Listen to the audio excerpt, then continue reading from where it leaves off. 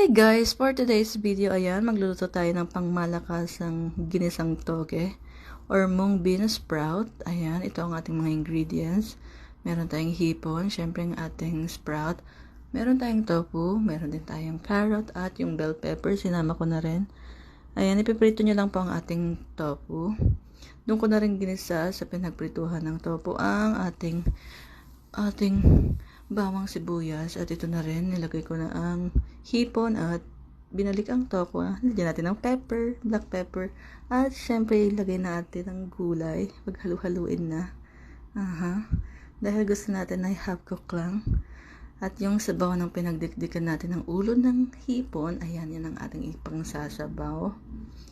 At syempre hindi mawala ang ating pangpalasa, si magic. Ayan, maglalagay din po tayo ng konting oyster sauce at soy sauce.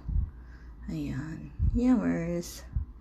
Sarap nito guys, promise. Konting halo-halo lang. Maya-maya luto na yan. Sarap nito guys.